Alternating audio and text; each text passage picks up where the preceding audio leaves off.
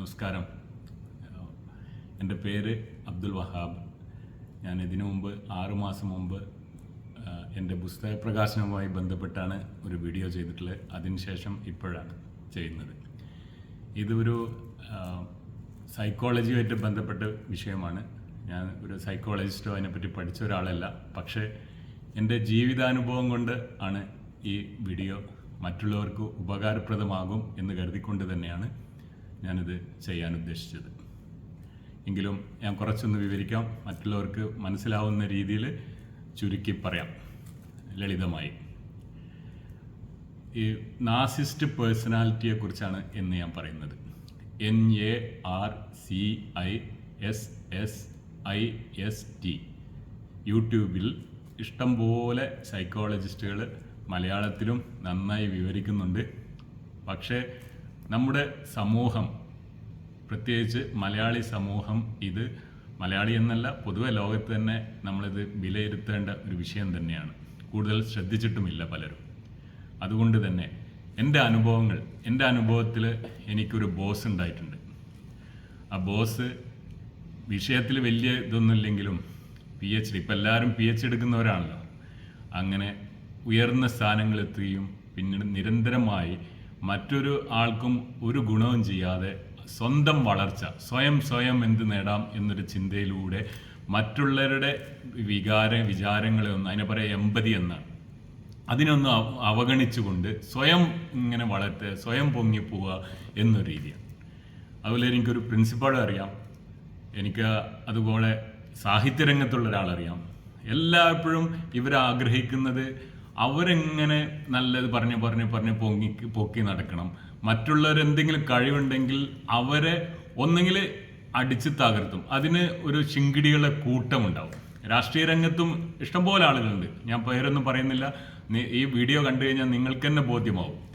അപ്പോൾ ശിങ്കിടികളെ കൂട്ടിക്കൊണ്ട് കഴിവില്ലാത്തവർ, കഴിവ് കുറഞ്ഞവരവർ, കഴിവുള്ളവരെ കൂടിക്കൊണ്ട് അവരെ ഇല്ലാതാക്കും. എന്നിട്ട് അല്ലെങ്കിൽ ആദ്യം അവരുടെ കൂടെ നിന്നുകൊണ്ട് അവരിൽ നിന്ന് പഠിക്കാനുള്ളതൊക്കെ പഠിച്ചുകൊണ്ട് പിന്നീട് അവരെ ഇടിച്ചു തകർത്തും.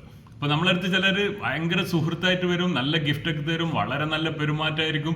പക്ഷെ കുറച്ച് കഴിഞ്ഞാൽ ഇവർ നമ്മളെ തകർത്തിട്ടങ്ങ് പോകും, അവരെ ഉയരത്തിലേക്ക് പോകും. അപ്പം ഇത് ഇങ്ങനെയുള്ള എൻ്റെ അനുഭവം കൊണ്ട് തന്നെയാണ് ഞാനിത് മനസ്സിലാക്കി ഇതിനെപ്പറ്റി റിസർച്ച് നടത്തിയിട്ടുണ്ട്. ഈവൻ പ്രേമ അഭ്യർത്ഥന നടത്തും. അവരെന്താ ചെയ്യുന്ന വെച്ചാൽ, നീ ഇല്ലെങ്കിൽ ഞാൻ ചത്തുകളയും, നീ ഇല്ലാതെ എനിക്ക് ജീവിക്കാൻ പറ്റില്ല.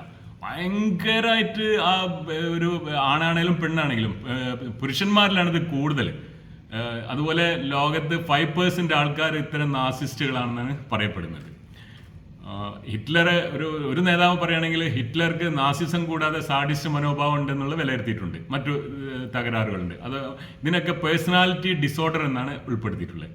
അപ്പം ഇത്തരം ആളുകൾ നമ്മൾ ബന്ധപ്പെടുമ്പോൾ വളരെയധികം ശ്രദ്ധിക്കണം. ഇതിനൊരു ഞാൻ പ്രേമഭ്യർത്ഥന, വിവാഹം, നമ്മൾ പെൺകുട്ടികൾ ശ്രദ്ധിക്കേണ്ട ഒരു കാര്യമാണ്.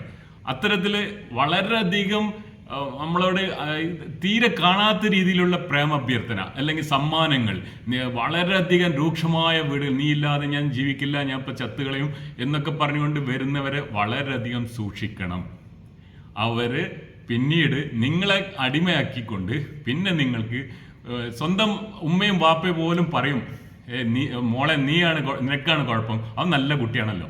ആ രീതിയിൽ അവർ വളച്ചൊടിച്ചുകൊണ്ട് സാമർത്ഥ്യം, ഇത് അവരെ തല മുഴുവൻ ചിന്തയും ഇതിനു വേണ്ടിയൊക്കെ ആയിരിക്കും. അപ്പം മകളോട് പോലും ഉമ്മമാർ പറയും, നീയാണ് കുഴപ്പം, നല്ല കുട്ടിയാണല്ലോ. ആ രീതിയിൽ വാതിലടച്ചു കഴിഞ്ഞാൽ ഉള്ള ഭീകര മുഖം ആ കുട്ടിക്ക് മാത്രമേ അറിയുള്ളൂ.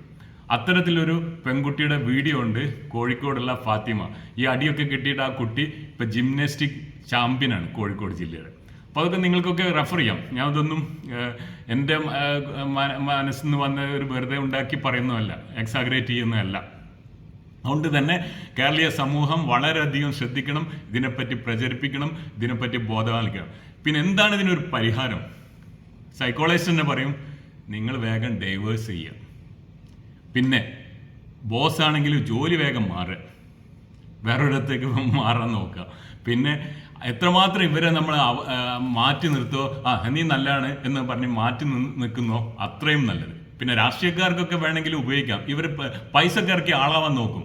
അത് ആ വിഷമങ്ങൾ ഒരു ചാരിറ്റി ആണെങ്കിൽ ആ വിഷമം അയാളുടെ വിഷമം മാറിക്കോട്ടെ എന്നല്ല, എമ്പതി ഇല്ലെന്ന് ഞാൻ പറഞ്ഞില്ല. അവർക്ക് ആ വിഷമം മാറിക്കോട്ടെ എന്നുള്ളത് ചിന്തിച്ചുകൊണ്ടല്ല, എനിക്ക് അവിടെ ആളാവാലോ, എന്നെ കുറച്ച് ആൾക്കാർ പൊക്കുമല്ലോ എന്ന് കരുതിക്കൊണ്ട് അവര് ആ ഫണ്ട് ഇറക്കാനും ആളാകാനും എന്ത് വേണമെങ്കിലും കാണിക്കുക. അതുകൊണ്ട് തന്നെ രാഷ്ട്രീയക്കാർക്ക് ആ രീതിയിൽ ഉപയോഗിക്കുക എന്നല്ലാതെ ആ രാഷ്ട്രീയക്കാരെ വേണമെങ്കിൽ അവരെ മറിച്ചുകൊണ്ട് ഇവര് പിന്നെ പൊങ്ങി വരും. അത്തരത്തിൽ മാറ്റി നിർത്തേണ്ട കുറച്ച് സുഹൃത്തുക്കളിൽ പെട്ടവരാണ് ഈ നാസിസ്റ്റ് സ്വഭാവമുള്ളത് കൊണ്ട് ഉള്ളവരെന്ന് ഞാൻ നിങ്ങളോട് കൂടെ ഷെയർ ചെയ്യാണ്. ഈ വാക്കുകൾ നിങ്ങൾ വിലയിരുത്തുമെന്ന് കരുതിക്കൊണ്ട് എൻ്റെ ഇതുമായി ബന്ധപ്പെട്ട ലിങ്കുകൾ, യൂട്യൂബിലുള്ള സൈക്കോളജിസ്റ്റിൻ്റെ വിലയിരുത്തുകൾ ഞാൻ എൻ്റെ ഫേസ്ബുക്കിലും ലിങ്ക് ഷെയർ ചെയ്യുന്നതായിരിക്കും. താങ്ക്